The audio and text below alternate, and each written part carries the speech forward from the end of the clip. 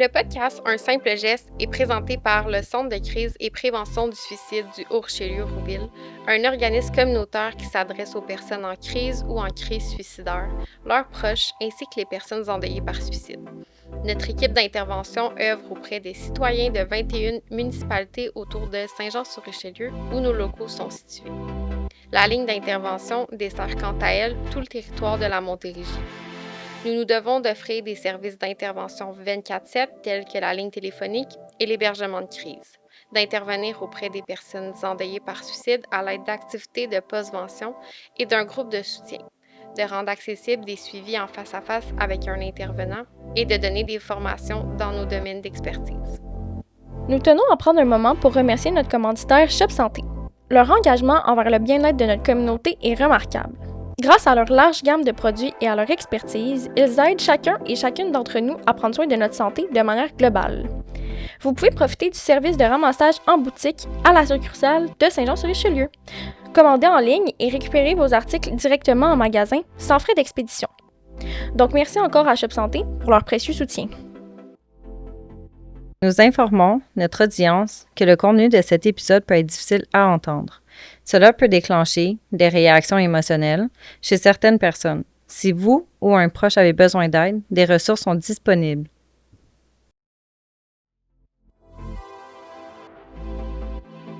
Bonjour, bienvenue à un nouvel épisode du podcast Un simple geste. Aujourd'hui, on est en présence de Morane qui va venir présenter ce qu'elle fait dans la vie.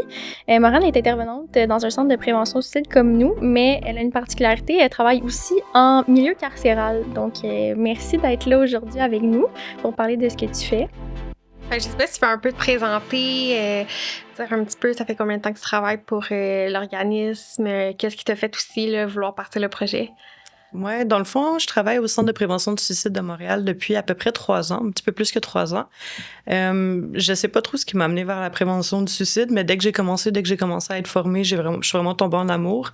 J'ai toujours eu un intérêt pour travailler dans le milieu carcéral, c'est juste que je trouvais que j'avais pas nécessairement la maturité pour pouvoir y travailler comme à temps plein. Je voulais avoir un peu plus d'expérience avec les clientèles plus vulnérables avant de commencer une carrière carcérale. C'est encore quelque chose que je vois, mais peut-être plus quand je vais être vraiment adulte plus tard. Puis pour là, de me concentrer un peu plus dans le milieu de l'intervention, c'est sûr que c'est ce que j'aime vraiment faire. En ce moment, je suis agente de soutien aux opérations de première ligne. C'est comme un long titre fancy qui veut juste dire que je suis comme un peu adjointe à la coordination de tous les services de première ligne. Ce qu'on entend par service de première ligne, c'est vraiment tout ce qui est réponse directe. Fait que ce soit le 1866 appel, nous, on dessert vraiment l'île de Montréal, ou sinon suicide.ca, où est-ce que les mêmes intervenants qui font la ligne vont aussi faire de l'intervention numérique, mais là, on va le faire pour le Québec au complet, en partenariat avec des centres de prévention du suicide de d'autres régions aussi. Fait qu'on n'est pas tout seul, sinon ça serait vraiment compliqué répondre pour tout le monde. Fait qu'on est avec le Centre de prévention du suicide de Granby, celui de Québec, puis nous.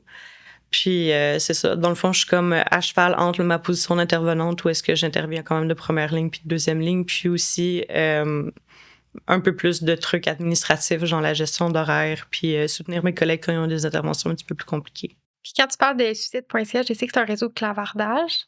Et comment ça marche quand que, justement là, vous recevez des demandes? C'est quoi la structure un peu de tout ça? Par suicide.ca, quand les gens vont texter ou se connecter sur le site Internet, sur la plateforme, ils vont devoir répondre au SIDAS. C'est comme des questions pré-contact où est-ce que nous, ça nous permet de prioriser certaines personnes, pas nécessairement parce qu'on les aime plus, mais juste parce qu'ils sont plus en crise ou plus à risque. Fait que si quelqu'un pense au suicide puis dit qu'il veut se suicider de façon imminente ou dans les prochaines 24 heures, ben, il va avoir une cote qui est plus haute qu'une personne qui serait, mettons, de l'entourage ou une personne qui serait endeuillée par suicide parce que pour eux, la réponse a moins besoin d'être rapide étant donné le niveau de crise.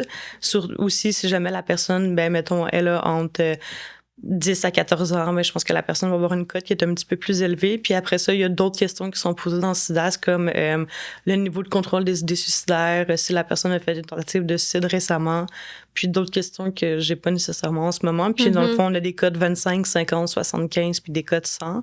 Fait que les codes 100 vont toujours aller comme en priorité. OK, c'est comme une forme de triage, dans le fond, un peu? Ouais. C'est ça, pour s'assurer que la personne qui dit qu'il va se suicider de façon imminente soit pas après toutes les autres, puis là, ça prend genre 2 heures à être connecté. Fait que ça va fonctionner plus comme ça. Puis après ça, mais c'est vraiment il va y avoir comme chacun des intervenants qui va prendre une intervention à la fois selon l'algorithme de la plateforme, là. OK. Fait que dans le fond, c'est ça. Ils échangent par écrit. Puis il arrive quoi, exemple, si quelqu'un termine la conversation comme ça, t'as pas de nouvelles, tu sais pas trop qu'est-ce qui s'est passé, est-ce que tu essaies de la recontacter ou il y a d'autres... Si jamais la personne nous contacte par texto, on va avoir accès à son numéro de téléphone. OK. Comme, mettons, la semaine passée, la personne, c'était une code 100, fait qu'elle disait qu'elle voulait se suicider de façon imminente, a mentionné des informations quand même à risque ou inquiétantes dans le chat avant de fermer la conversation. OK. Puis là, ben, j'ai pu l'appeler pour pouvoir voir qu'est-ce qui se passait. Fait qu'il y a quand même, on peut toujours appeler les personnes, sauf que si la personne se contacte avec l'application suicide.ca, là, on pourra pas nécessairement réouvrir la conversation si jamais la personne, elle l'a terminée. Fait que vraiment, mettons qu'on fait un envoi de secours, mais ça va être de quoi qui va être, si jamais c'était vraiment, vraiment inquiétant, versus sinon, on va faire confiance à la personne pour nous recontacter ou utiliser d'autres moyens. Dans le fond, suicide.ca, c'est vraiment plus ponctuel. On n'a pas de tenue de dossier, on n'a pas non plus de fiche client. C'est pas comme ça que ça fonctionne. C'est vraiment un service qui est ponctuel pour que les personnes mineures puissent l'utiliser sans nécessairement qu'on doive prévenir un adulte. Okay. Étant donné que c'est de quoi qui est plus ponctuel, parce que le service, à la base, je pense que ça a été fait beaucoup suite à un décès par suicide d'un enfant. OK. Fait que je pense que c'était important, étant donné que c'était ça qui avait comme causé la création du service, que les enfants, les personnes mineures en bas de 14 ans puissent nous contacter sans qu'on doive le dire nécessairement à un adulte. C'est sûr qu'on va le faire si jamais on peut. La sécurité, ouais. Ben, c'est vraiment intéressant parce que, tu sais, nous, c'est souvent un enjeu. On crée un lien avec un enfant en bas de 14 ans. Puis c'est l'enjeu on n'a pas le choix, c'est la loi, il faut en parler à la personne responsable. Ouais. Mais c'est une bonne alternative, puis je pense qu'on l'apprend aujourd'hui, qu'on peut les référer vers ce service-là qui va conserver leur confidentialité, en fait, là. C'est ça. On a vraiment peu d'informations sur la personne quand c'est juste du numérique. Fait que ça a ses avantages et ses inconvénients, mais c'est sûr que c'est le fun que ce soit accessible pour les jeunes. Très cool. On n'était pas du tout au courant de cette fonction-là, fait que c'est vraiment le fun. J'ai une question pour toi, en fait. Là. Je voudrais savoir, c'est quoi ton parcours scolaire, en fait, puis qu'est-ce qui t'a intéressé à aller dans le milieu, justement, comme intervention et travail social et tout, là? Ouais, dans le fond, moi, j'ai fait mon bac en sexologie à l'UQAM. Cool. J'ai gradué en 2018. Puis pour moi, quand c'était le temps de venir faire le stage, j'étais comme sûre que je voulais le faire dans le milieu communautaire parce que je voulais justement être plus proche des personnes plus vulnérables. Fait que mon milieu de stage, ça a été auprès des adultes dans une maison d'hébergement à l'Auberge du Cœur l'Escalier qui fait partie du regroupement des Auberges du Cœur. Puis j'ai vraiment aimé ça parce que c'était une clientèle qui était... Dans le fond, il fallait passer par d'autres moyens que l'écriture, puis les exposés oraux, puis les trucs vraiment école pour pouvoir arriver à nos buts. Fait que j'ai trouvé ça super intéressant. Mon projet de fin de bac, ça a été sur créer une formation de groupe sur la séduction. OK. Fait que je trouvais que j'aimais ça pouvoir passer aussi par d'autres chemins un petit peu. Là. Je voulais pas le faire sur les ITSS parce que j'avais l'impression que ça l'avait déjà été fait. Puis ce que je voulais aborder, c'était plus tout ce qui était langage non-verbal, consentement, comment rentrer en contact avec quelqu'un, comment lui signaler aussi que t'es intéressé par la personne, comment dire non. Puis je trouvais que ça passait bien par une espèce de formation sur la séduction. Puis ça a été super accrocheur. Là. J'ai plein de jeunes qui sont venus puis qui ont vraiment aimé ça. Puis j'étais quand même contente. Puis après ça, j'ai été embauchée dans ce milieu-là. J'ai beaucoup, beaucoup appris sur une multitude de problématiques différentes. Puis j'aime beaucoup le contact direct avec la clientèle sans non plus avoir toutes les procédures plus réseau. T'sais, nous, c'est vraiment quelque chose que tu peux t'adapter à la personne puis t'as pas besoin de passer par 3 millions de chemins. C'est vrai que le communautaire offre cette flexibilité-là à vouloir comme créer les projets un peu de la façon dont on le souhaite. Puis j'ai l'impression que tu as cette fibre-là, justement, d'aimer construire des projets puis pouvoir comme les intégrer à la communauté qui te tient à cœur. Fait que c'est vraiment le fun. Ouais, mais c'est cool. Ouais, vraiment. Puis je pense que ça t'a amené justement à créer le projet en milieu carcéral, en détention. Est-ce qu'il y a une différence quand on dit milieu carcéral ou détention ou c'est un peu... non, c'est comme milieu communautaire puis organisme. OK. Parfait. C'est complémentaire. C'est la même chose. Mais c'est ça, fait que je pense que c'est vraiment comme... En tout cas, moi, c'est le sujet que j'ai envie de parler aujourd'hui. Là, ça m'intéresse vraiment beaucoup parce que c'est ça, veut pas, notre organisme se ressemble beaucoup, mais c'est cette branche-là, pas parce que c'est venu de toi, de ton idée de créer ça. Fait que c'est ça, d'où tout ça est parti, puis comment tu l'as amené? Ben, c'est sûr, c'est pas. Genre, j'aurais full aimé ça, proposer cette idée-là puis que ce soit accepté, mais c'est plus le contraire, là. C'est que, dans le fond, on avait déjà un partenariat avec le ministère de la Sécurité publique de Montréal, OK. où est-ce que, dans le fond, nous, les détenus de Bordeaux, Rivière-des-Prairies, l'établissement de détention Leclerc puis le palais de justice peuvent nous appeler gratuitement. OK. Fait qu'on a déjà ce volet-là qui était présent où est-ce que les détenus peuvent nous contacter puis nous, on peut intervenir auprès d'eux. On peut aussi, on fera pas d'envoi de secours en détention parce qu'on n'amènera pas une ambulance dans la détention, Ouais. mais on a des contacts, mettons, de chefs d'unité, des À numéros. l'interne. OK. C'est ça, pour informer si jamais quelqu'un veut attenter à sa vie de façon imminente. Puis c'est comme un ajout qui a été fait, puis je pense que c'était très clair aussi dans les choses que je voulais faire, aller travailler en détention, ça en faisait partie. Fait que quand l'opportunité est venue, qu'il y avait des intervenants qui allaient être envoyés là-bas, j'ai été approchée pour pouvoir faire partie de ce projet-là, puis j'ai pu le commencer avec une de mes collègues, puis je pense qu'on avait aussi des forces qui étaient très complémentaires. Moi, j'ai travaillé plus avec des jeunes en situation d'itinérance, puis elle avait été plus intervenante auprès de femmes victimes de violences. Donc, je pense qu'on avait vraiment des expertises qui étaient super complémentaires. Puis, on a parti le projet il y a 2 ans, comme à l'été 2022. Puis après ça, dans le fond de notre présence dans le milieu, c'est 2 jours par semaine. On est comme... ce que je dis souvent aux agents, c'est que nous, c'est comme si on était loués pour venir intervenir dans leur détention. Donc, nous, on est là les mercredis soirs puis les vendredis de jour. Puis, on y va en alternance. Là, il y a eu des changements dans les derniers mois où est-ce que ma collègue a décidé de se concentrer sur d'autres projets à l'interne. Puis là, on a pu rajouter 2 autres personnes qui ont des profils aussi qui sont vraiment différents. Je pense que c'est la richesse de notre équipe, c'est que chaque personne va intervenir de sa propre façon puis aller chercher des éléments différents. Fait que c'est le fun à chaque semaine quand tu lis un petit peu le topo de voir que, ben, il y a telle dimension de la personne qui est sortie avec ma collègue Jeanne, qui est un petit peu plus jeune. Il y a telle dimension qui sont sorties avec mon collègue Simon, qui est un homme, qui est un petit peu plus vieux que moi. Fait que c'est le fun de voir ces différentes facettes-là être travaillées, mais sous le même chapeau de comme la prévention du suicide. Là. Puis concrètement, comment ça fonctionne? C'est quand tu te présentes là-bas, est-ce que c'est, exemple, les détenus qui viennent te voir directement pour discuter ou c'est vous qui les approchez? Comment ça fonctionne un peu? Chaque établissement de détention a vraiment comme un volet prévention du suicide. Dans la détention où est-ce que je travaille, c'est une agente de probation puis un chef d'unité qui sont attitrés à ce volet-là. Maintenant, dans les détentions, il y a un dépistage systématique de chaque détenu quand elle rentre, où est-ce qu'elles vont faire la feuille bleue qu'on appelle, ou est-ce que c'est une feuille où est-ce que ça dit la personne, est-ce qu'elle a des idées suicidaires, puis chaque détenu qui rentre fait cette feuille-là. OK. Après ça, l'agente de probation qui s'occupe de ce volet-là a toutes les feuilles bleues, puis va nous envoyer comme référence les détenus qui peuvent être un petit peu plus inquiétantes. C'est sûr que si la personne arrive et dit « j'ai des idées suicidaires avec l'intention de me suicider », ça, c'est une autre chose parce qu'il faut qu'elle ait une réponse qui est vraiment plus directe.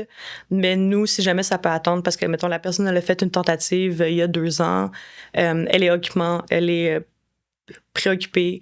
Je me rappelle plus comment il formule sur le truc, mais elle est vraiment préoccupée par une situation où elle a eu un décès, mettons par suicide. Ça peut être des éléments qui vont nous la référer. Sinon, ce qu'on peut faire, c'est aussi aller dans tous les secteurs d'hébergement, aller parler avec les agents puis leur dire est-ce qu'il y a des personnes qui vous inquiètent? Okay. Est-ce qu'il y a des personnes qui ont des signes de détresse que vous aimeriez qu'on passe un petit peu de temps avec elles? Parce que les agents ont ils ont un travail à faire puis ils ont un set de compétences qui leur est propre. Puis nous, on est comme un peu les personnes qui vont faire le pont entre les deux. Fait que des fois, c'est vraiment l'agent qui va dire ben, depuis que cette personne-là est revenue d'une visiocomparution, ben, elle pleure vraiment beaucoup. On essayait de s'approcher d'elle, de voir un petit peu qu'est-ce qu'il y avait, mais elle refuse de nous parler. Est-ce que toi, tu pourrais aller? Fait que là, moi, je vais y aller. Puis je vais toujours mentionner aussi à la détenue, si je suis là aujourd'hui, c'est parce que les agents ont remarqué que tu n'allais pas bien. Puis eux, ça leur tient à cœur que tu ailles bien, donc c'est pour ça que je suis envoyée. Comme ça aide à faire le pont parce que les moments où nous, on n'est pas là, il faut que les détenus se réfèrent aux agents. Fait que ça serait pas aidant de dire, ben, t'as bien fait, moi, je vais m'occuper de ça, attends qu'on revienne, parce que si la personne devient en détresse un samedi, on n'est pas là. Fait qu'il faut qu'elle soit capable de se référer aux gens qui sont pas mal toujours sur place. Vous humanisez un petit peu plus le lien entre eux en faisant comme la liaison, on dirait, d'une certaine façon. Ouais, parce que pour vrai, un des trucs qui me surpris un petit peu, c'est à quel point les agents care. Hmm. Il y a aucun agent qui veut comme que la personne se suicide. Tu sais, c'est comme ça peut être une idée des fois préconçue, mais tu sais, en réalité, un suicide ou une personne qui va pas bien en détention impacte tout le monde. Chaque agent veut pas avoir d'altération physique avec les détenus parce que ça les rend à risque de blessure eux aussi. Tu sais, des fois, ils nous disent, tu sais, si nous, on intervient physiquement, on risque de se blesser. Moi, je veux rentrer dans ma famille, je veux pouvoir comme passer le week-end avec mes enfants. Fait que tout le monde, ça va tout mieux si tout le monde va bien. Leur job est plus facile. Notre job à nous, ben moi, c'est sûr que c'est le fun si tout va bien, mais en même temps, j'aime bien pouvoir aussi intervenir. Puis les détenus vont bien aussi, fait qu'il y a personne qui est comme là pour leur faire du mal. Mhm. Puis on peut peut-être mentionner que tu travailles avec des femmes. Je m'intéressais à savoir c'est quoi les enjeux qui reviennent le plus. Tu as parlé un peu d'itinérance, de violence conjugale, mais c'est quoi les enjeux qui reviennent le plus justement chez des gens qui sont détenus? Je te dirais ce qui m'a surpris puis que j'apprends avec les détenus. Je pense que c'est surtout elles qui m'informent de leur réalité, c'est tous les ravages de la drogue. Dans le fond, ce qu'on me dit, c'est qu'avant, ça pouvait prendre genre 5 à 10 ans avant qu'une personne puisse avoir vraiment des impacts marqués suite à l'utilisation, que ce soit genre des opiacés, du crack, de la morphine, de la dilotil, n'importe quoi. Tandis que maintenant, la drogue est tellement différente qu'en 4 mois, une personne peut avoir des dommages comme quasiment neurologiques, de concentration au niveau de l'anxiété aussi, entendre des voix, que ça peut avoir déclenché des psychoses. Tandis qu'avant, tu sais, mettons, les vieilles de la vieille me disent, tu sais, avant, ben, on n'avait pas des jeunes de 24 ans qui étaient complètement affectés comme physiquement et mentalement suite à la drogue. Fait que ça, c'est une des choses qui m'a surpris. Il y a aussi beaucoup, ben, santé mentale. C'est sûr que il y a une très, très grande proportion des gens incarcérés qui ont des troubles diagnostiqués ou non. Il y a les personnes aussi en situation d'itinérance qui peuvent être arrêtées pour des bris de conditions, pour des voies de fait ou pour des vols, des choses comme ça, puis qui vont être amenées directement en prison. Sinon, il peut y avoir aussi des personnes qui vont être plus accessoires au crime, plus que d'avoir fait nécessairement le crime par elles-mêmes de volonté. Tu sais, je pense, mettons, à quelqu'un qui était dans une relation de violence conjugale, l'homme fait un crime, puis la personne était présente. Okay. Soit que, mettons, tu sais, c'est déjà arrivé que la personne, ben, elle filmait, mais c'est pas nécessairement qu'elle était dans le plan du crime qui a été fait, là. C'est plus qu'elle était présente, puis qu'elle a agi, mais après ça, c'est comme si c'était pas nécessairement ce qu'elle voulait faire. C'est pas mal ce qui me vient en tête au niveau des problématiques que je vois le plus souvent. Y a-t-il des professionnels qui sont, exemple, pour les troubles en santé mentale? Est-ce que les détenus ont accès à la médication, des diagnostics? Est-ce que vous travaillez en collaboration avec, justement, d'autres professionnels? Dans chaque détention, il va y avoir des infirmières qui sont, ben, pour ma détention à moi, ils sont affiliés avec un CIUS. Fait qu'il y a les infirmières qui vont se promener pour pouvoir justement donner la médication, offrir les soins qui sont un petit peu plus physiques. Puis sinon, ben, on n'est pas les seuls partenaires à être dans la détention. Puis j'aime beaucoup, beaucoup tous les autres partenaires qui sont à l'intérieur parce que des fois, après avoir intervenu pour une crise suicidaire, c'est vraiment aidant de pouvoir dire, ben, tu sais, mettons, toi, t'es une maman. Il y a des intervenants qui sont là pour les mères. OK. Fait que, voyons, on dirait que là, j'oublie leur nom. C'est pas plus grave que ça. Je sais que c'est Marie-Josée puis c'est David, mais on dirait que le nom... Leur titre? Non, ben le nom de la ressource. OK.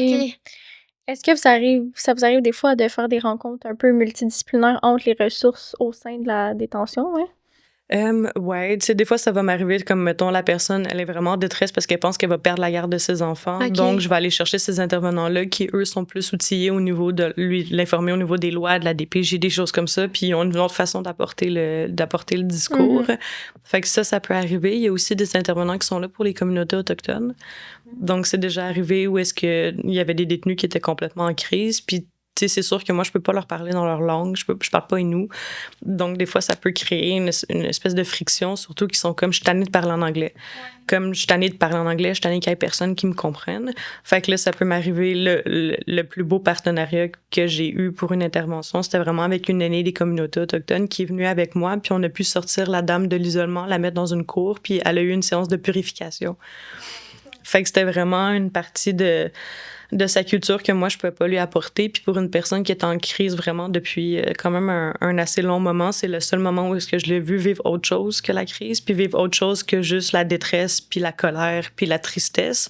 Elle a vraiment pu avoir une espèce de paix. Puis dans tout ce qui a été transmis pendant la purification, mais c'est vraiment des choses qui aidaient à faire augmenter son espoir. Fait que, tu sais, c'était comme, je purifie tes yeux pour que tu puisses voir les choses autrement, je purifie tes oreilles pour que tu puisses entendre un petit peu différemment ta bouche, ton cœur, avec un tambour, puis toutes les choses qui sont faites dans une séance de purification. Fait que ça, je trouvais ça vraiment le fun. Puis aussi, c'est que des fois, mettons, pour certaines détenues, mais l'intervenante autochtone va pouvoir aborder certains concepts différemment, comme la prise de médication. Bon, mais on a la chance d'avoir une aînée qui a aussi travaillé souvent dans les hôpitaux en Abitibi, fait qu'elle est déjà un petit peu plus outillée à comment amener l'idée. Puis, amener l'idée de la médication sans que ce soit perçu comme ben c'est parce que je suis folle ou que c'est parce soit que j'ai un problème. Mm-hmm. C'est ça, ouais. Est-ce que par moment, les détenus sont déplacés à l'hôpital en cas de besoin grave, de crise ou... Je te dirais que c'est surtout si jamais au niveau physique, il y a un risque pour leur vie. Okay. Sinon, ils vont souvent plus être amenés dans l'isolement. Tu sais, comment je vais le présenter aux détenus, c'est est-ce qu'en ce moment, tu irais à l'hôpital pour te protéger? Parce que c'est sûr que l'isolement, ça peut faire peur, mais en même temps, être isolé en détention ou être isolé à l'hôpital, t'es isolé quand même. Mm-hmm. T'as pas accès aux choses que t'as habituellement. C'est sûr qu'en détention, c'est peut-être un petit peu plus lugubre puis moins blanc qu'à l'hôpital. Ouais, ben tu sais, on a souvent l'image dans les films, là, que c'est une pièce, puis il fait noir, puis là, tu manges pas pendant des jours, puis là, t'as pas rien, puis je pense que les murs capitonnés avec la camisole de force, genre. Je pense que c'est pas nécessairement ça. Est-ce que tu veux démystifier un peu pour qu'on ait peut-être une meilleure image? Plus réaliste, ouais. Ben, ils ont accès, tu sais, dans le fond, ils vont être mis dans une pièce où est-ce que tu peux pas physiquement te blesser. Okay. Fait que tu vas avoir ce qu'on appelle une jaquette bleue. Fait que c'est une jaquette que tu peux pas déchirer pour après ça pouvoir te pendre. C'est des cellules qui vont être aussi sous caméra. Okay. Comme ça, ben, il y a quelqu'un qui peut assurer ta sécurité 24/7. Tu as accès à de la nourriture, tu as accès à sortir dans la cour intérieure, tu as accès à appeler avec tes proches. Puis les agents qui travaillent, on appelle ça le KL dans la détenue où est-ce que je suis, sont vraiment très empathiques. T'sais, ça va pas être un agent qui est vraiment pas sensibilisé aux réalités de différents troubles de santé mentale. Ça va être des gens qui vont vraiment vouloir faire le pas de plus pour les soutenir puis les aider. Puis on va toujours essayer qu'ils soient pas là longtemps. T'sais, des personnes qui seraient isolées pour leurs idées suicidaires pendant comme 4 semaines, il y en a pas vraiment parce que c'est reconnu comme pas aidant. Puis tu veux pas que la personne reste isolée trop longtemps parce qu'après ça va être encore plus compliqué de la remettre dans un secteur. Donc, puis pour les détenus que c'est vraiment un trop gros risque de désorganisation pour eux ou pour les autres, ben eux vont avoir, mettons, il y a une intervenante carcérale qui va venir plus souvent avec elle. Tu sais, on avait une détenue qui faisait de la poterie, même s'il était mis à l'intérieur, même s'il était isolé, elle pouvait faire de la poterie, elle pouvait dessiner, elle pouvait écouter de la musique, elle pouvait aller à la zoothérapie. Fait qu'on essaie vraiment d'avoir des plans d'intervention pour ces personnes-là pour qu'elles puissent avoir une qualité de vie qui les aide à s'améliorer puis qui fait pas juste leur miner le moral puis être un petit peu plus lourd pour eux, là. Qui soit adapté à eux aussi dans un sens, là, que ce soit pas... C'est ça. Ça change l'idée. On dirait que j'ai une plus belle image dans ma tête. Puis c'est le fun de savoir qu'ils ont accès à ça. C'est des gens qui sont marginaux. Fait que c'est pas... oui, ils doivent, je pense, assumer les conséquences de ce qui leur est arrivé, mais tout en ayant un côté très humain. Puis justement, on dit tout le temps, personne n'est à l'abri des idées suicidaires. Alors de savoir qu'il y a une attention particulière, même aux gens qui sont en détention, c'est super bien, là. Non, parce que c'est pas... Tu sais, si les gens vont pas bien, c'est plus lourd pour tout le monde. C'est plus compliqué pour tout le monde. Versus si jamais ils ont accès à l'école, à travailler, ben au moins là, ils sont occupés. Quand ils reviennent, ils sont plus fatigués, ils vont pouvoir dormir, ils vont pouvoir avoir un meilleur comportement avec les autres personnes aussi. Fait que c'est sûr que c'est quand même quelque chose de réclusif, être en détention. Mais ça veut pas dire que... Tu sais, que tu vivras pas de beaux moments. Tu sais, je suivais une détenue qui avait été vraiment surprise que les autres détenus de son secteur se rappellent de sa fête, puis ils ont comme fait un petit gâteau fait avec des crêpes, puis ils ont pas nécessairement mis de chandelles, mais ils ont mis des crayons pour faire comme les chandelles. Puis elle était vraiment touchée de pouvoir, même si elle était en détention, d'avoir quand même du support, du soutien, puis de pouvoir vivre un beau moment, là. Comment vous faites pour créer votre lien avec ces gens-là? Je te dirais que je pense que le profil est assez différent entre les femmes incarcérées puis les hommes incarcérés. J'ai l'impression que les femmes vont plus demander de l'aide, chercher l'aide, s'ouvrir aussi. C'est sûr que c'est pas tout le monde, là. Il y en a qui vont être un petit peu plus difficiles à créer le lien. Mais généralement, si jamais c'est la première fois que je rencontre une détenue, je vais pas lui dire je suis intervenante en prévention du suicide parce que le suicide, c'est quelque chose qui est quand même tabou partout, incluant en détention. Puis des fois, ils sont comme si je partage que j'ai des idées suicidaires, je vais directement me ramasser en isolement. Fait qu'eux aussi, à l'interne, ils ont cette perception-là. Tu sais. Mm-hmm. Ils ont cette grande crainte-là parce que l'isolement, c'est pas comme si tu pouvais te promener dans la détention puis aller voir à quoi ça ressemble. Là, si tu vois l'isolement, c'est parce que généralement, tu vas être isolé là, si t'es une détenue. Puis pour pas mal toutes les détenues, quand je vais les rencontrer, je vais dire que je suis intervenante en santé mentale puis que je me promène dans les hébergements pour voir comment tu vas. Puis après ça, un coup que le lien commence à être créé, je leur explique que mon mandat est un petit peu plus précis, que je suis là vraiment en prévention du suicide, puis je vais aborder si la personne elle a des idées suicidaires. Après ça, je vais toujours aussi lui expliquer que pour moi, c'est pas parce que tu as des idées suicidaires que nécessairement tu es à risque de te suicider dans les 24 prochaines heures. Tu peux avoir du contrôle, tu peux avoir des idées suicidaires qui sont passagères. Ça veut pas nécessairement dire que tu vas tout de suite essayer de te suicider. Puis d'essayer aussi de démystifier ça avec les agents, c'est le fun. Nous, on est vraiment transparents avec les agents puisque c'est eux qui assurent la sécurité la majorité du temps. Donc, ce qu'on va faire, c'est qu'on va leur dire, j'ai rencontré tel détenu, il m'a partagé avoir des idées suicidaires occasionnelles, mais elle reprend le contrôle de telle façon. Je suis pas inquiète pour elle, je vais revenir la voir la semaine prochaine. Puis voici le plan qu'on a fait ensemble pour qu'elle continue de s'améliorer puis elle continue de prendre du mieux. Maintenant, les détenus ont aussi accès à je me trompe tout le temps, là, mais à une salle de chilling. De plaisir. Genre une salle où est-ce qu'ils peuvent dire en ce moment j'ai un petit peu un trop plein, je veux sortir du secteur, puis c'est une salle où est-ce qu'ils vont avoir accès à comme des livres, des crayons, c'est une salle où est-ce qu'ils peuvent écouter de la musique aussi.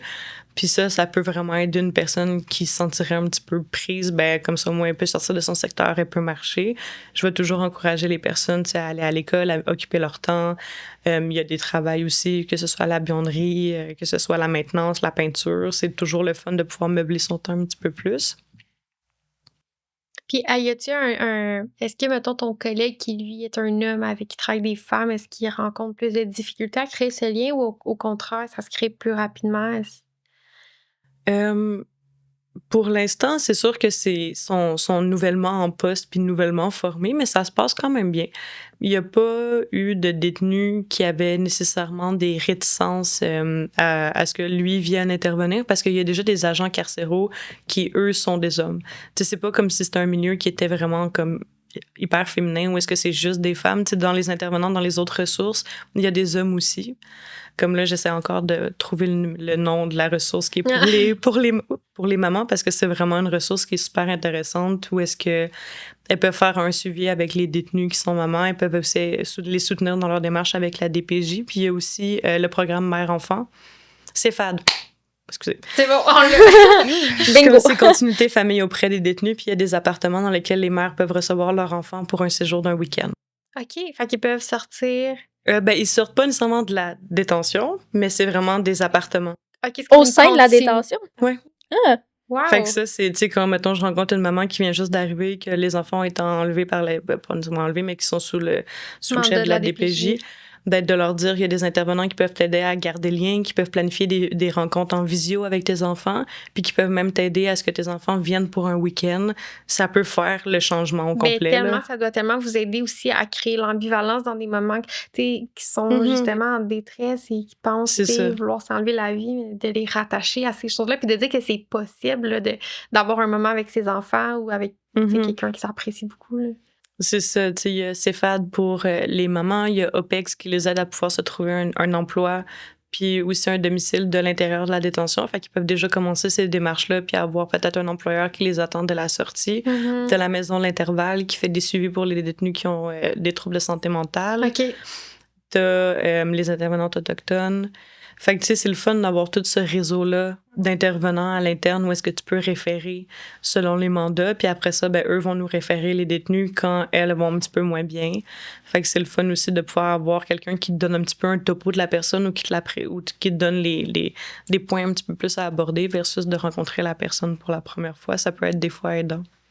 Ah, c'est tellement intéressant. Vraiment, c'est un super beau pont avec plein d'organismes qui sont là pour le bien de tous, dans le fond. C'est ça. J'ai une question, là, peut-être que t'es pas informée, ça serait correct aussi, mais est-ce qu'il y a ce même genre de ressources-là, mais pour les détentions masculines ou... Je pense que oui. OK. Je pense qu'à Bordeaux, c'est une plus grosse prison. Dans le fond, moi, le bassin dans lequel je suis de détenus, c'est vraiment... tu sais, mettons, à Bordeaux, je pense qu'ils sont comme 3000 détenus.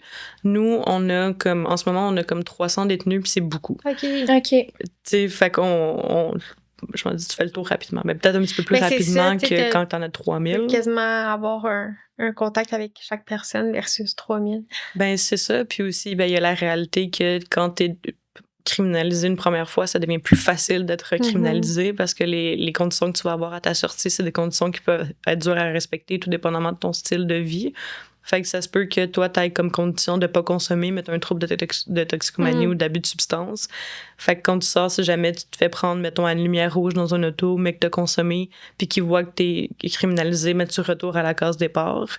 Ou sinon, ben, des fois, des personnes qui vont avoir une liberté conditionnelle à répondre, tu sais, au téléphone à telle heure. Ben là, ça m'est arrivé que c'est une détenue qui est en train de sortir ses chiens. Elle pensait que c'est la première fois qu'il l'avait appelé. Finalement, c'était la deuxième fois. OK. Fait que vu qu'elle a manqué cet appel-là, elle retourne en détention, mais ça fait 1 an et demi qu'elle est à l'extérieur. Tu sais, elle a réussi à avoir un job de parent aidante, à s'occuper, tu sais, de ses enfants. Puis là, elle revient en incarcération. C'est comme... Des fois, on dirait que c'est un jeu qui est très difficile à gagner. Surtout qu'il y a des ressources à l'interne, mais nous, on peut pas nécessairement faire le pont quand la personne sort.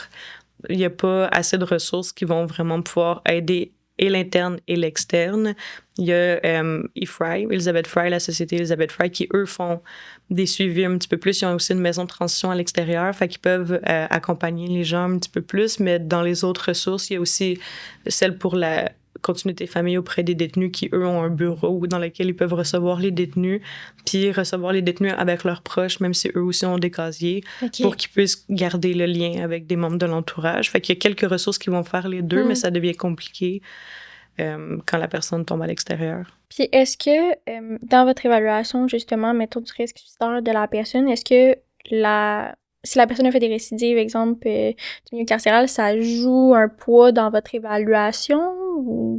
Ben, c'est sûr qu'il y a des moments critiques qui sont un petit peu plus à faire attention. Quand la personne elle arrive, si jamais justement elle est remise en détention après un grand délai où est-ce que la personne est à l'extérieur, ben nous on va aller la voir juste pour s'assurer que la transition se passe un peu mieux puis qu'elle perde pas espoir. Parce que des fois, tu sais, ça peut être ça. Là, c'est comme j'ai fait mon in, out de détention, puis là je reviens encore à l'intérieur, je perds tous les acquis que j'ai faits à l'extérieur, fait que ça peut être compliqué. Nous on va essayer de la mettre en lien avec des intervenants qui vont pouvoir l'aider à payer son loyer, à pas perdre son hébergement. Ou sinon, on peut aussi les faire faire des appels. Parce que pour faire des appels quand tu es détenu, il faut que tu aies une carte d'appel. Fait qu'il faut que tu aies accès à de l'argent. Pour ça, il faut que tu aies des proches qui soient venus te porter de l'argent ou que tu aies envoyé un mandat poste. Ou que tu travailles, j'imagine, peut-être au sein de la prison, sinon. C'est ça, mais quand la personne vient juste de rentrer, c'est rare qu'elle va avoir... C'est C'est un ça. C'est emploi. moyen. Il y a comme un délai un petit peu entre les deux. Puis aussi, une chose que j'ai pas précisée, c'est que nous, on a un partenariat avec les prisons qui sont provinciales et non pas fédérales.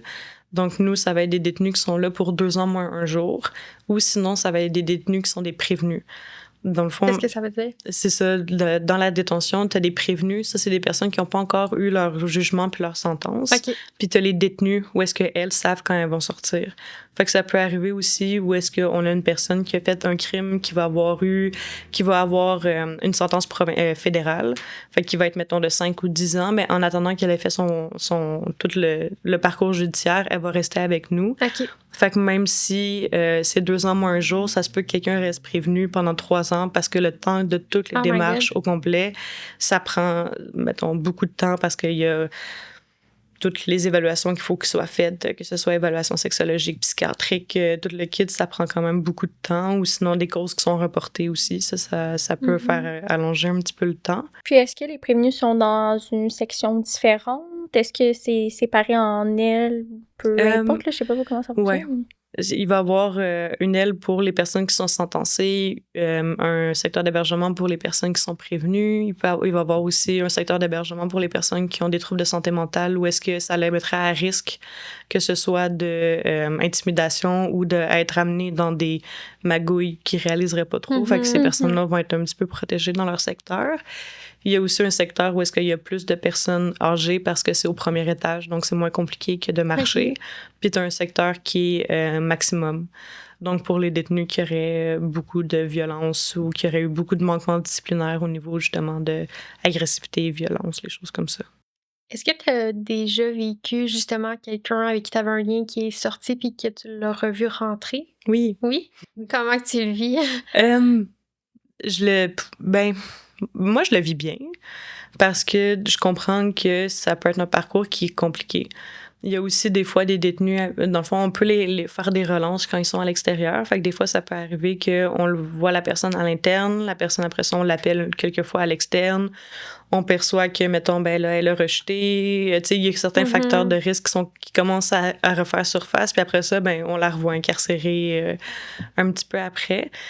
C'est sûr que c'est le point positif, c'est qu'on a déjà un lien avec la personne. La personne s'attend aussi à nous revoir quand on rentre. Puis aussi, tu sais, c'est ça, j'ai déjà eu aussi des détenus qui, quand ils sont sortis, ils sont ramassés dans des situations vraiment dangereuses pour elles, puis ils ont fait exprès de faire un manquement pour revenir en détention. Ça, c'est sûr que c'est triste quand t'entends la détenue dire « ben au moins ici, j'ai de l'aide puis je suis protégée ». T'es comme « oui », mais on te souhaiterait que ça puisse aussi être dans le monde extérieur. Que tu peux être fonctionnel à l'extérieur, mais tu sais, des fois, ça les empêche de consommer, ça les empêche justement de se ramasser à la rue, d'avoir... Ça a de la sécurité quand même. De faire des liens aussi avec des gens, veux pas. Ces gens-là ont souvent, comme tu dis, des difficultés relationnelles, alors à l'extérieur, c'est super difficile pour eux d'avoir un entourage, puis la prison devient un peu, justement, un pilier où est-ce qu'il y a de l'entourage. C'est ça. Quand les conditions de sortie, justement, sont moins alignées à la réalité, exact, ben, tu sais, c'est très à dire, mais tu dis, ben, rendu là, je vais juste être à l'intérieur où je sais que c'est comme plus contrôlé, puis, ouais, je comprends. Ouais, c'est ça. Tu sais, des fois, ce que je leur dis, c'est, tu sais, en ce moment, c'est comme une pré-thérapie. Ouais. Ou comme une genre de retraite spirituelle forcée, parce que j'ai vu des gens avoir des super belles réalisations pendant leur période d'incarcération, puis essayer vraiment de mettre en place des choses qui vont les aider à leur sortie. C'est quand même un milieu particulier où est-ce que t'es coupé de tes proches, t'es coupé de ta consommation, t'es coupé du monde extérieur. C'est ça, fait que tu peux aussi, tu sais, comme, tu peux...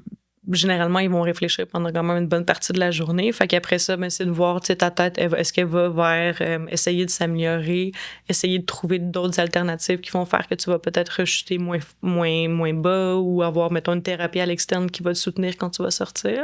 Puis on a aussi des outils à l'interne qu'on peut donner aux détenus. Comme il y a la Société Elizabeth Fry, pendant la période de pandémie, qui a fait 6 cahiers qui sont comme des outils de développement personnel. Puis je les adore, ces cahiers-là. J'arrête pas de faire des photocopies puis de les donner à tout le monde. Puis il y a, mettons, le cahier émotions et communication, où est-ce que ça t'apprend, tu sais, comment communiquer tes émotions. Fait qu'avec le thermomètre de la détresse, à reconnaître aussi ce qui se passe à l'intérieur de toi, des outils pour mieux communiquer. Il va y avoir le cahier Vivre pour soi, où est-ce que tu fais un petit peu le topo des choses que tu as dans ta vie, puis lesquelles t'aident un petit peu moins. Réussir à sa sortie. Il y a aussi estime de soi. Fait que ces petits cahiers-là peuvent être quand même utiles. Là aussi, on commence à avoir des kits de divertissement. On peut appeler ça comme ça. Où est-ce que ça va être des crayons, des mots croisés, Il y a aussi beaucoup de détenus qui apprennent à faire du tricot. Pendant leur période d'incarcération, puis j'ai vu des choses quand même impressionnantes, là, genre des robes faites en tricot complet ou en crochet. Je pense que ça...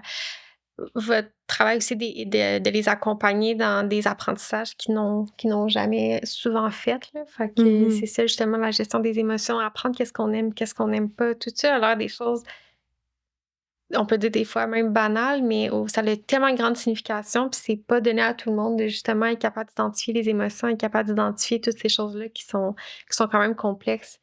Ouais, pour la plupart des détenus, c'est quand tu t'intéresses un petit peu à leur trajectoire de vie, tu comprends.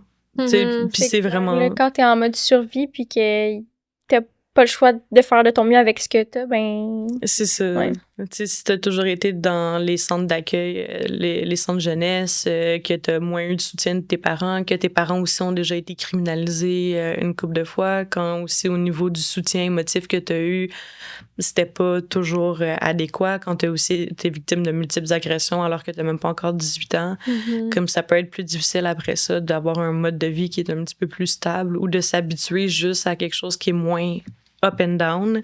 Aussi, quand tu es habitué au milieu criminel parce que tu as grandi là-dedans, parce que tes parents étaient travailleurs autonomes dans la drogue ou des affaires comme ça, mais ça peut faire que tu n'as pas le même barème que quelqu'un qui irait à l'école privée puis qui aurait eu des parents qui étaient présents puis qui étaient travaillés dans des banques puis qui leur disaient « il faut vraiment pas voler parce que voler, c'est vraiment grave ».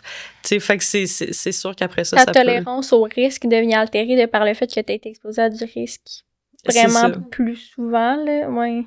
Fait que généralement, tu comprends un peu en leur parlant c'est quoi qui les a amenés là. Ça veut pas dire que cette trajectoire-là va continuer dans cette direction-là, mais après ça, il peut aussi avoir des personnes que tu rencontres puis t'es comme « oh my God, t'as tellement une grosse bad luck », puis ta vie après ça, elle a chié, là. Mais généralement, t'es comme « ah ». Je comprends le pourquoi. Je comprends un peu, on peut, à ce moment-là, on peut justement, quand on comprend, souvent l'empathie revient aussi. Puis je pense que la beauté de notre travail, là, être curieux, comprendre, puis faire comme, OK, tu sais, j'entends qu'est-ce que tu vis, puis j'entends la souffrance aussi derrière. Là. Puis que tu es encore capable de t'en sortir, puis que maintenant, tu sais, t'as les cartes entre tes mains pour être capable de faire de ton mieux, tu sais, puis ouais. Ouais. Est-ce que tu connais un peu le pourcentage de femmes qui peuvent avoir des idéations suicidaires en prison? Je sais pas si c'est clair. Je m'en ai dit tout. Ben, quand j'ai commencé le projet, à un moment donné, il y a un des agents qui m'avait demandé, tu sais, selon les signes de détresse ici, quels détenus tu penses qui ont des idées suicidaires? Puis honnêtement, j'ai dit, ben, tout le monde. Mais c'est ça que je pensais, mais je me suis dit, je veux pas comme... Tu sais, des fois, c'est prendre pour acquis. C'est ça, de fausses pensées, là. Ouais, ben après ça, c'est que dans le fond, les signes de détresse sont beaucoup plus présents dans ce milieu-là dû à la complexité, aussi au fait qu'il y a beaucoup de choses qui leur appartiennent pas nécessairement, comme les repas, ce que tu manges, l'heure du coucher. Tu sais, l'horaire de détention, tu décides pas quand tu vas prendre ta douche. Ouais, exact, c'est ça, j'allais dire. C'est ça. Puis aussi, ben, d'être sans la consommation, mais des fois, ça peut être aussi une certaine forme d'automédication. Fait que tu tombes de pouvoir geler tes problèmes, puis geler tes traumas H24 quand t'es à l'extérieur. Puis là, t'arrives dans un milieu où est-ce qu'on te cut straight de toutes ces substances-là. Puis ça aussi, ça peut être un des facteurs de risque. Puis un des moments critiques, c'est la période de sevrage. C'est pas un sevrage comme tu ferais à l'hôpital. Comment ça se passe? Généralement, pour ce que j'ai vu, tu vas être prescrit comme des Tylenol, puis on va te souhaiter bonne chance. Là. C'est pas un sevrage où est-ce que tu vas être vraiment entouré. Puis tu sais, il y a des détenus que j'ai rencontrés quand ils étaient en période de sevrage, puis là c'était comme crisse-moi la paix, je veux mourir. Ça doit être intense là. C'est ça, puis tu les vois 3-4 jours plus tard, puis ils sont comme ça va mieux. Je veux pas vraiment mourir là, c'est juste qu'à ce moment-là, tu sais, j'avais des tremblements, j'avais des sueurs, j'avais mal à la tête, toute ma peau me faisait mal. Puis il était vraiment, vraiment en crise. Puis après le sevrage, tu sais, c'est sûr qu'au niveau des sevrages, mettons, d'alcool, puis il y a certaines substances où ça va être beaucoup plus monitoré, comme aussi tout ce qui est le problème avec la méthadone. Ça aussi, ça va être vraiment plus monitoré pour justement pas que la personne tombe en crash d'héroïne puis qu'elle ait pas rien. Mais c'est un moment dans lequel il est détenu. Tu sais, les premières incarcérations aussi, c'est quelque chose qui peut être compliqué pour la personne parce qu'elle sait pas comment ça fonctionne. Ouais. Fait que des fois, d'être là, de pouvoir répondre à ses questions, de pouvoir lui expliquer que les gens ici, tu sais, même s'ils ont pas le gros sourire dans le visage tout le temps, ben tu peux leur parler quand même, puis il va toujours avoir quelqu'un pour t'écouter. Ouais. Ou tu peux toujours aussi appeler au 1866, puis là, nous, on peut intervenir auprès de la détenue aussi. Fait que ça, c'est quand même intéressant. Ouais, vraiment. Puis, concernant justement la consommation puis le sevrage, est-ce qu'il existe des thérapies quand même concernant la consommation? Parce que là, tu parlais un peu des cahiers et tout concernant l'estime de soi, un peu cheminement personnel, mais côté consommation, est-ce que ça existe au sein du milieu carcéral aussi? C'est sûr que là, la personne est forcément pas en consommation, mais... la prévenir à pas rejeter, genre, je sais pas. Ouais, ben, il y a des programmes de prévention de la rechute.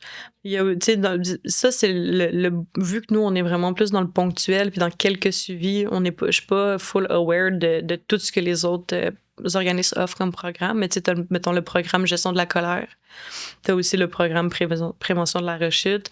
t'as un programme qui est pour prévention des situations de violence conjugale. Fait que ça va être vraiment plus sous forme de comme cours, où est-ce que la personne va être amenée à y aller, mettons, à chaque semaine, puis à pouvoir avoir des objectifs précis. Puis après ça, t'as aussi toute l'école où est-ce que là, ça va être le diplôme d'études secondaires que la personne va pouvoir continuer. T'as le cours d'accueil aussi, où est-ce que là, ben, ça va être des sujets un petit peu plus de vie générale, où est-ce que nous, on va pouvoir venir faire une présentation des services, puis aussi, ben, on fait toujours comme un petit 2-3 heures d'animation avec les détenus qui font partie de ce cours-là, que ce soit ben, comment soutenir une personne qui aurait des idées suicidaires, comment reconnaître les signes de détresse, puis là, ça va être comme une discussion un peu plus de groupe avec les personnes incarcérées, puis ça, c'est toujours vraiment le fun. Fait que, tu sais, je comprends bien, il n'y a pas nécessairement de psychologues ou de personnes qui sont aptes à faire une certaine psychothérapie ou quelque chose dans le genre pour aller vraiment approfondir tous les traumas, les blessures, toutes ces choses-là. Okay. Non, puis tu sais, c'est quelque chose aussi que tu sais, les agents vont mentionner, tu sais, ils vont dire, moi, j'ai pas de formation, je suis pas psychiatre. Tu sais, puis là, il faut que j'intervienne auprès d'une personne qui entend des voix, perd le contrôle, puis mange des excréments. Tu sais, fait que c'est comme une réalité dans laquelle ils sont comme, oui, je veux aider, mais en même temps, comme, comment je fais? Comme j'ai pas cette formation-là. Il y a une psychiatre. OK. Que j'ai jamais vraiment rencontrée, mais qui est présente, qui fait des évaluations avec les détenus. Nous aussi, on peut faire certains topos, puis les mentionner comme, mettons, si la personne, à nos yeux, ben, elle est clairement comme en manie, ben, on peut le mentionner pour que ce soit peut-être un petit peu plus écouté. Puis sinon, c'est que ça va être vraiment, ils vont être envoyés à Pinel pour faire des évaluations psychiatriques. C'est vraiment là qu'ils vont pouvoir explorer un petit peu plus ce qui se passe avec la personne, puis poser des diagnostics. Mais sinon, nous, on n'a pas nécessairement de médecin ou de psychologue ou de sexologue qui peuvent venir puis rencontrer une personne à chaque semaine. Il y a certains détenus qui vont avoir des suivis un petit peu plus serrés puis étroits avec la psychiatre, mais sinon, pour la majorité, il faut que tu écrives un mémo.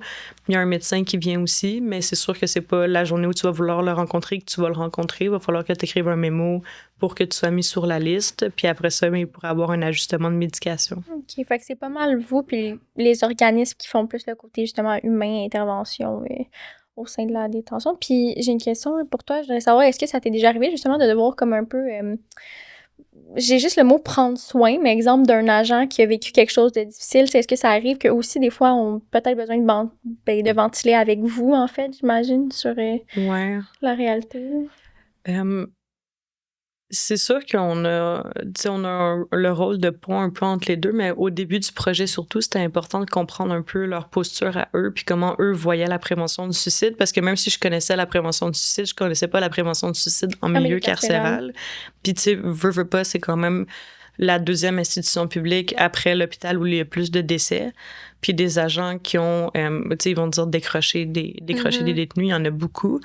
Puis, en parlant avec beaucoup d'agents carcéraux qui avaient comme 20 ans d'expérience, ce que j'ai compris, c'est que des fois, il y avait certaines croyances qui les protégeaient eux puis leur permettaient de pouvoir faire leur travail à long terme. C'est sûr que c'est plus protecteur pour toi de dire qu'il n'y a rien que tu aurais pu faire pour la personne puis que ceux qui veulent se suicider vont finir par se suicider parce que cette croyance-là fait peut-être que tu as beaucoup moins de culpabilité qui va ressortir puis que tu vas être capable de prendre un autre corps après. Ce que j'ai remarqué, c'est qu'il y a malheureusement pas beaucoup de soutien qui est offert aux agents si jamais ils vivent un décès par suicide. Puis même, j'ai déjà vu des agents qui ont essayé de prendre un temps d'arrêt puis que ça n'a pas été reconnu par la CNSST parce que c'était censé faire partie de leur travail. Alors, fait qu'il y a comme cette facette-là aussi où est-ce que je peux pas leur en vouloir d'avoir certaines croyances qui les protègent. Je pense que c'est ce qui va leur permettre de rester dans leur milieu un petit peu plus longtemps. Puis si je m'amuse à venir ébranler ça, je pense que first, je me ferai pas beaucoup d'amis. Puis deuxièmement, ça les met à risque, eux, d'être dans des situations de détresse psychologique. Fait que c'est comme c'est toujours une espèce de j'ai juste danse en tête, là, mais c'est ça, de comme, oui, je veux les aider à peut-être concevoir que s'ils font appeler la mère d'une fille de 18 ans qui vient juste de rentrer, ça va peut-être la protéger. Mais en même temps, s'il y a un décès par suicide, je veux pas qu'ils commencent à réfléchir à tout ce qu'ils auraient pu faire de différent, puis qu'après ça, ils puissent pas rentrer le lendemain ou qui deviennent en hypervigilance. Fait que c'est vraiment un milieu qui est hyper complexe. Puis je continue d'apprendre, même si ça fait 2 ans que j'y vais, je continue d'apprendre avec le milieu, puis aussi avec les partages que les gens me disent. Il y a déjà des agents qui m'ont parlé de situations d'intimidation dans d'autres prisons, qui vivaient avec d'autres agents. De leurs difficultés personnelles, de leur... Ils vivent les mêmes choses que tout le monde. Fait que c'est le fun de pouvoir aussi être là pour les écouter un petit peu. Puis des fois, on peut aussi être envoyé pour les aider dans certaines interventions qui ont rapport avec la prévention du suicide, mais aussi avec le lien qu'eux vont avoir avec la détenue. Fait que c'est important pour moi d'accepter de faire un peu des deux. Comme ça, tu gardes les liens que tu as créés avec les agents, puis avec les détenus aussi, puis tu les aides à ce que globalement, ça aille mieux. Parce que c'est ça qu'on veut, c'est que ça aille globalement mieux tout le temps, puis qu'il n'y ait pas des personnes qui ont vraiment aucun service, puis qui vont vraiment pas bien, puis d'autres qui sont surintervenus. Fait que de pouvoir avoir ce lien-là avec les agents, c'est vraiment privilégié, là. Puis comment ça se passe quand il y a un suicide, justement, en prison? Est-ce qu'il y a quelque chose à suivre? Est-ce qu'on ressent certaines personnes plus ébranlées? Comment ça se passe? Ouais, c'est sûr que c'est comme la pire figure de cas, là. C'est pas... personnellement, nous, on en a vécu un durant les 2 dernières années du projet. Puis, dans le fond, généralement, on va être informé avant de rentrer en détention parce que c'est pas... j'imagine, vu que j'avais été informée avant, mais de juste rentrer en détention puis de me le faire dire straight là par les agents, je serais comme mon employeur a comme manqué un peu. Fait que généralement, on va le savoir d'avance pour qu'on puisse se préparer. Puis après ça, généralement, ça va être, mettons, moi puis mes collègues qui vont être mobilisés en même temps à aller soutenir le milieu pour toute la semaine. Donc, on va rencontrer tous les groupes qui interviennent en détention, que ce soit les agents, les infirmières, les détenus, puis l'administration aussi, puis on va vraiment essayer de les soutenir à ce que l'impact du suicide soit pas... désorganise pas le milieu sur une trop longue période. Donc, ce qu'on va faire, c'est beaucoup essayer d'arrêter l'espèce de chasse à la sorcière ou au coupable, parce que je pense que c'est ça qui peut venir désorganiser tu sais, puis encore ça, je l'ai vécu une fois, mais il n'y a pas non plus, même si on a beaucoup d'études sur la post-vention puis ce qui se passe après les suicides, ça reste qu'en détention, quand t'es là en live, c'est différent, fait qu'on apprend beaucoup sur le tas, même si j'ai eu la formation pour la post-vention puis les personnes endeuillées, ça reste qu'il y a beaucoup de nuances quand même.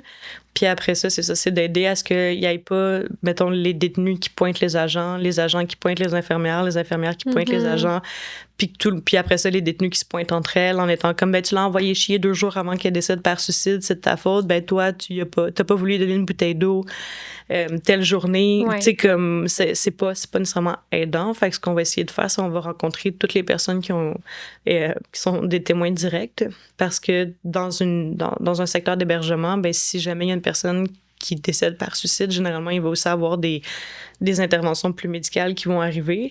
Puis même si tout le monde rentre en cellule, reste que si t'ouvres ton petit clapet puis t'es devant la cellule, où est-ce que la personne est décédée ou est vraiment pas super vivante, ça se peut que tu la vois.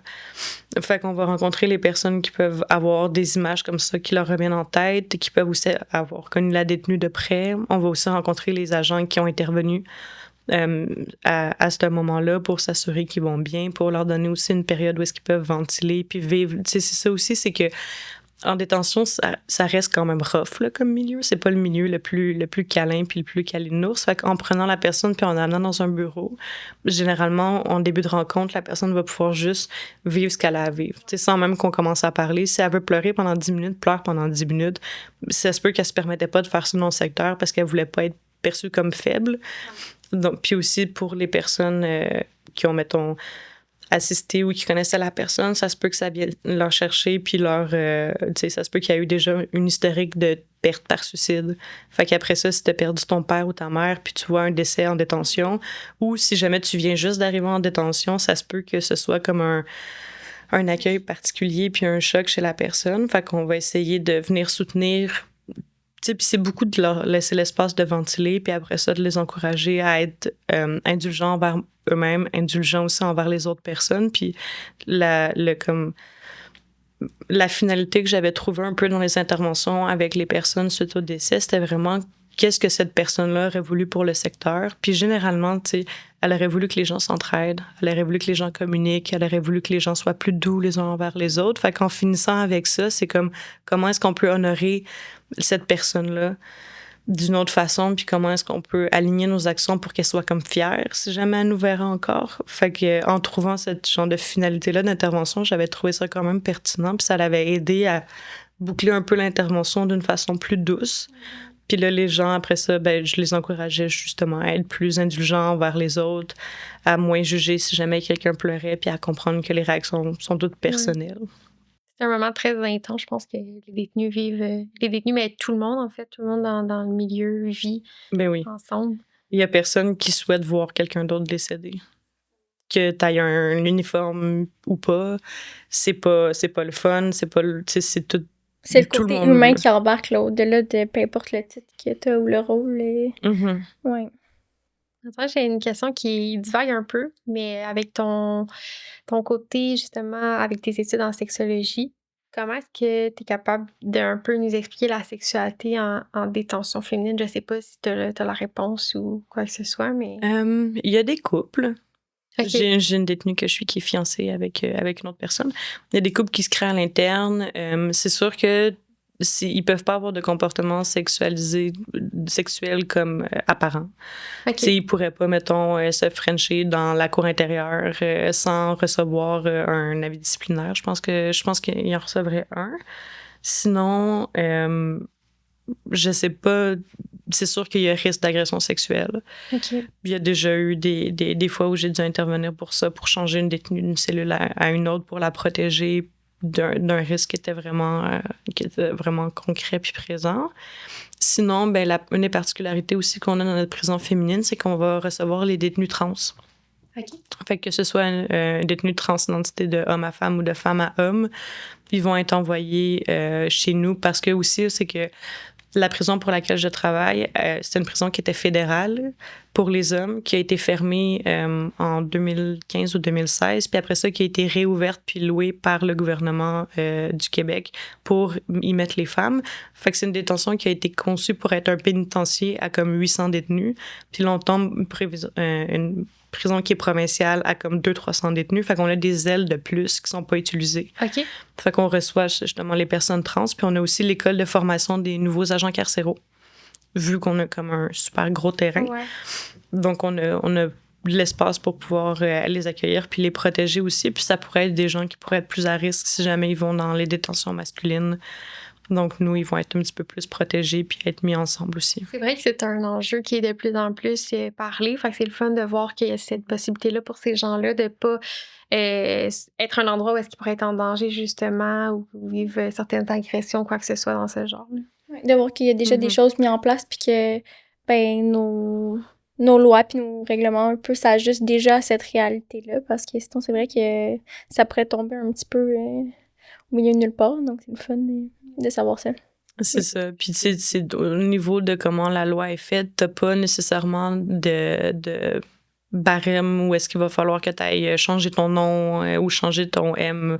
Tu sais, si la personne s'identifie à un genre qui lui a pas été assigné à la naissance, elle va pouvoir faire la demande d'être transférée.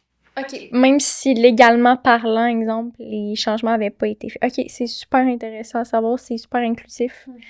Ouais. Ouais, c'est tout aussi dans la volonté de protéger la personne puis qu'elle soit dans un milieu où est-ce qu'elle va pouvoir s'améliorer et non pas en ressortir avec plus de conséquences qu'elle est déjà rentrée avec. Là. Puis si tu avais à changer une seule chose dans tout c'est pas un organisme, là, mais toute la structure, justement, la détention, d'où est-ce qu'elle était en ce moment avec les enjeux actuels, qu'est-ce que tu ferais, qu'est-ce que tu voudrais mettre en place? Plus d'aide pour les agents. Okay. Plus d'aide pour les agents pour qu'ils puissent vraiment faire leur travail en se sentant confiants puis compétents. Que ce soit plus d'intervenants ou plus de psychiatres, de psychologues, de sexologues, des gens vraiment formés pour accompagner les personnes pendant leur période d'incarcération. Comme ça, c'est qu'eux, sinon c'est à eux de porter tous les chapeaux au complet. Mm-hmm. Fait que je pense que ça pourrait être aidant pour eux. C'est sûr que personnellement, on est juste là 2 jours semaine, mais je pense qu'on pourrait être là 4-5 jours. Ouais, puis il n'y aurait pas de difficulté. Parce que quand nous, on n'est pas là, il y a quand même des agents qui sont formés à faire la grille d'estimation du risque de passage à l'acte suicidaire, là, la JetPass. Donc, nous, on les soutient aussi. Si jamais, eux, ils veulent avoir un feedback sur une JetPass qu'ils ont passé ou si jamais ils se sentent un petit peu bloqués, qu'ils voudraient avoir des techniques d'intervention, on est là pour faire du soutien clinique envers tout le monde. Fait que c'est sûr que j'aimerais vraiment ça, pouvoir être là plus à temps plein puis pouvoir prendre le temps. Comme ça, on ferait pas juste éteindre des feux. On serait vraiment là pour faire des suivis puis de quoi qui est un petit peu plus en profondeur parce que Préventif aussi, j'imagine, ouais. c'est ça, tu sais, le nombre de fois où est-ce que le courriel de suivi finit par et voici le nom des détenus qu'on n'a pas eu le temps de voir cette semaine. À toutes les fois, c'est un peu dommage parce que tu te dis ça aurait été pertinent de pouvoir les voir au complet. Je suis vraiment satisfaite de tout ça. Tout ce que j'entends. Ouais, on a appris vraiment beaucoup de choses, puis ça paraît quand t'en parles aussi que t'aimes ce que tu fais, puis que t'as à cœur aussi le soutien des personnes que... Des détenus drôles, des agents drôles, cocasses, touchants, genre des parcours de vie impressionnants, j'en ai entendu, puis c'est ce que je vois aussi en formant des nouvelles personnes qui tombent dans cette réalité-là, c'est que ils ressortent avec vraiment comme en étant flabbergassés des choses, des fois qu'on nous dit, puis c'est que c'est comme, tu sais, mettons, moi, j'habite à Montréal, mais il y a plein de réalités parallèles qui existent dans les mêmes milieux. Tu sais, j'étais à l'UQAM, ça, c'est à Berry-UQAM, mais le nombre de personnes qui n'ont pas le même lien avec Berry-UQAM, la station que moi, je l'ai, c'est fou, tu sais, puis qui sont vraiment dans une espèce de monde parallèle où est-ce que les codes de loi sont vraiment différents, puis les normes sont différentes, les personnes qui y gravitent, les ressources qui sont présentes aussi, alors qu'on est physiquement dans le même lieu. Ouais, tu sais, toi, ça pourrait faire allusion à je m'en vais à l'école, je m'en vais étudier, puis eux, c'est comme je m'en vais consommer, je m'en vais être dans quelque chose de un petit peu malsain. Fait que, ouais. Non, je suis vraiment reconnaissante aussi que le ministère de la Sécurité publique ait ouvert les portes à avoir des acteurs de l'externe pour venir à l'intérieur. Je pense que ça n'a pas toujours été ça comme philosophie. Puis d'avoir cette chance-là, je suis vraiment reconnaissante. C'est mon plus beau projet de ma petite carrière d'intervention. Fait que je suis vraiment... Ça donne envie de notre côté, je pense, de aussi s'ouvrir ça parce que je pense que ça fait toute la différence. Puis c'est des gens qui vivent continuellement de la détresse. Fait que pourquoi qu'eux, ils n'auraient pas le droit, justement, d'avoir ce soutien-là? C'est pas... Définitivement. Puis ça fait un genre de petit pas avec la réalité externe. Tu sais, comme tu mentionnais, tu sais, vous faites des relances des fois quand la personne, tu sais, est rendue à l'extérieur. Ben, si c'est une petite façon pour nous de faire le pas, exemple, qui peut peut-être faire la différence ou je ne sais trop, mais c'est toujours le coup d'essayer. Le plus proche qu'on est du milieu carcéral, c'est la prison de Sorel. En fait, c'est ça, vu qu'on est mandataire de la Montérégie, ben, quand ils font le 866, c'est sur nous que ça tombe, mais on connaît pas leur réalité, là. On sait pas, tu sais, on essaie du mieux qu'on peut essayer de s'imaginer puis de comprendre, mais la réalité, c'est qu'on comprend pas. Fait que là, de l'avoir un petit peu plus expliqué, c'est peut-être pas exactement la même chose de leur côté, c'est tout à fait différent, mais des petites choses, des fois qu'on peut retenir puis faire « Ah oui, tu sais, je me rappelle, j'avais entendu telle affaire. » Fait que peut-être qu'eux aussi, ça fait allusion à telle chose aussi. Fait que c'est vraiment... Ça a été formateur, là. Définitivement. Merci pour l'invitation aussi. Là. C'est toujours le fun de pouvoir parler d'un milieu qui est vraiment fermé. Ben, pas fermé habituellement, mais c'est comme un milieu qui est très fermé. Là. Oui, on n'a pas accès au quotidien à ça, où il n'y a pas de caméra pour montrer la réalité. Il n'y a pas de téléphone non plus, on doit les laisser à l'entrée. Fait qu'il n'y a pas de chance qu'on puisse faire quoi que ce soit comme ça. Exact. Ben, merci de nous avoir donné accès à ça, vraiment, puis de venir en parler un peu. On a un petit cadeau pour toi, pour te remercier. Fait que, dans le fond, c'est Chef Santé, en collaboration avec Purple X, qui font des boissons énergisantes. Dans le fond, ils t'offrent un petit pain cadeau. Fait que c'est pour te remercier de ta présence aujourd'hui. Fait que je te le remercie. C'est vraiment un beau podcast puis une belle visibilité pour notre type de job aussi. Puis j'espère que ça va encourager des gens à vouloir travailler dans l'intervention puis à voir aussi qu'il y a une possibilité de faire carrière. Oui, ben c'est ça, je pense que l'objectif, c'est que ça soit entendu par toutes sortes de personnes, que ça vienne résonner chez chacun un petit quelque chose. Fait que on vous dit merci, puis on se revoit bientôt pour un nouvel épisode.